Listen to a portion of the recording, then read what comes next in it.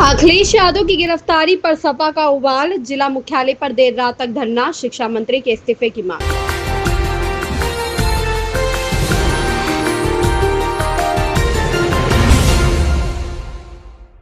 दिल्ली में समाजवादी पार्टी के राष्ट्रीय अध्यक्ष अखिलेश यादव और सपा सांसदों की गिरफ्तारी के विरोध की गूंज अब फिरोजाबाद तक पहुंच गई। देर रात समाजवादी पार्टी के नेताओं और कार्यकर्ताओं ने जिला मुख्यालय पर जोरदार धरना प्रदर्शन कर केंद्र सरकार के खिलाफ जमकर नारेबाजी की। प्रदर्शन के दौरान पूरे परिसर में लोकतंत्र बचाओ और तानाशाही नहीं चलेगी जैसे नारों से माहौल गूंज उठा। सपा नेताओं ने इस कार्रवाई को लोकतंत्र पर सीधा हमला बताते हुए केंद्र सरकार पर विपक्ष की आवाज दबाने का आरोप लगाया।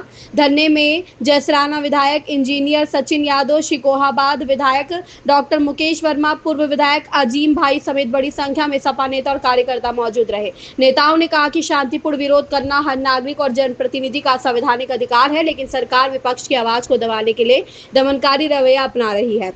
प्रदर्शन के दौरान सपा नेताओं ने केंद्रीय शिक्षा मंत्री धर्मेंद्र प्रधान के इस्तीफे की भी जोरदार मांग उठाई। उनका आरोप था कि शिक्षा और युवाओं के महत्वपूर्ण मुद्दों पर जवाब देने के बजाय सरकार विपक्ष का दमन कर रही है। नेताओं ने चेतावनी दी कि यदि लोकतांत्रिक अधिकारों का हनन नहीं रुका तो आंदोलन को और व्यापक रूप दिया जाएगा। धरने को देखते हुए जिला मुख्यालय पर भारी पुलिस बल तैनात रहा। सुरक्षा व्यवस्था के बीच देर रात तक सपा कार्यकर्ता डटे रहे और सरकार के खिलाफ लगातार नारेबाजी करते रहे। पूरे घटनाक्रम पर प्रशासन की पैनी नजर बनी रही।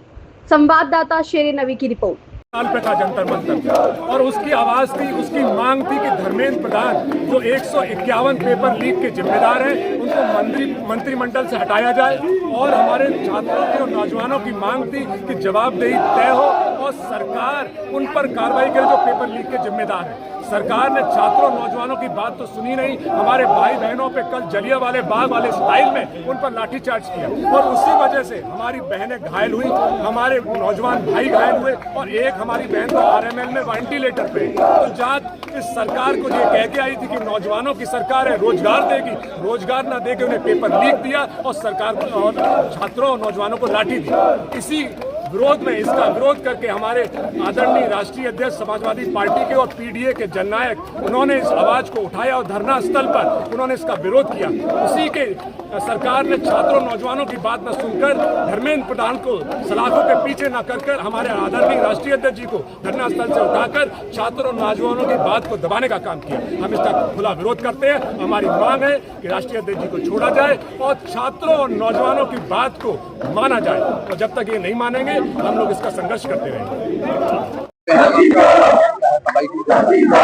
जैसा कि आपको विदित है, पिछले 8 वर्ष में जितने पेपर लीक हुए, जितना एससी, बीसी, ओबीसी, आदिवासियों का जो नुकसान भारतीय जनता पार्टी के चोरों ने किया है, खास तौर से इसमें उत्तर प्रदेश के मुख्यमंत्री और देश के प्रधानमंत्री शामिल है।